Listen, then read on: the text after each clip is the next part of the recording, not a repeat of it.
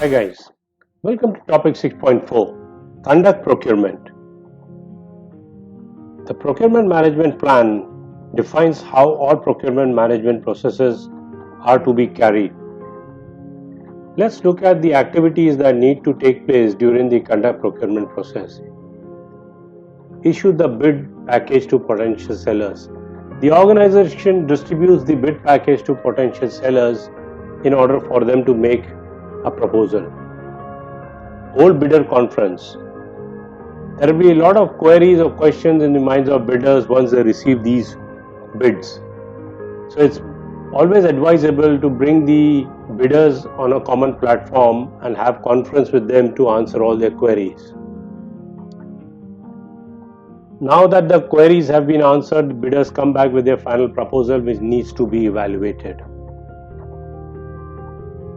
After a proper evaluation of the proposal, we go about selecting the winning proposal and we give him the offer or the contract.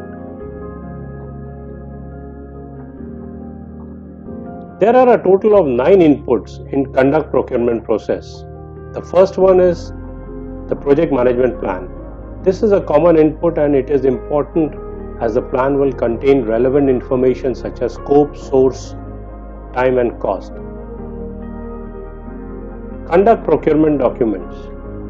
These are output from the plan procurement process and will be unique according to particular organization.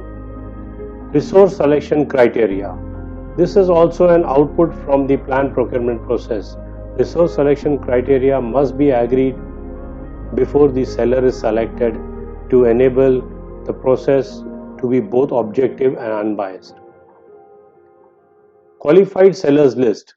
If procurement is a typical part of your organization business, then it is highly likely that a procurement or contract department will exist within your organization. Similarly, list of sellers who are qualified may exist and it is only from this list that a potential seller can be selected. Seller proposal. Such proposals will lay out clearly how the seller intends to approach the work and of course how much will be charged. Project documents. Any document that lays out risks, scope and the environment within which the project deliverables will need to be operated would be helpful as an input to conduct the procurement process. Make or buy decisions. The data from the above analysis will have to be gathered and decisions made providing sufficient information to justify such decisions. Teaming agreement. This is an input from the plan procurement process and is used whenever 2 or more groups form a partnership to work on a contract or a deliverable. And finally, organizational process assets. These may be any assets that relate to procurement such as documents, templates, policies, procedures, guidelines or lessons learned. Next we come to the 7 tools and techniques used to conduct procurement process. This starts with bidders conference. Whenever evaluating bidders' responses, it is vital to be scrupulously fair and honest so that all bidders are on a leveling play field.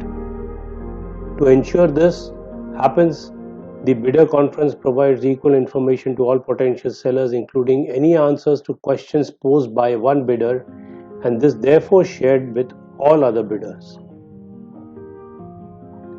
Proposal evaluation technique. This particular technique is there to evaluate the proposal and is really a summation of the following tools that conduct the procurement process. Independent estimates. The buyer may ask an independent group to prepare an estimate that is used as an objective source of information. Expert judgment. It is the most commonly used by the buyer based on experience to seek out and use expert judgment in order to aid evaluate the bids and proposals. Advertising. It is useful for the organization to elicit many more seller response in order to give the buyers both an improved volume and quality of response so that the best possible selection choices can be made. Internet search. This can be helpful in identifying products. Procurement negotiations. This is not so much a tool, rather an activity where the objective is to reach a win-win outcome between both the buyer and seller. The objective here is to reach a mutual agreement of the contractual terms and conditions. So guys, this gives you an insight into the tools and techniques to be used for conducting the procurement. This brings you to the end of topic 6.4. Thank you.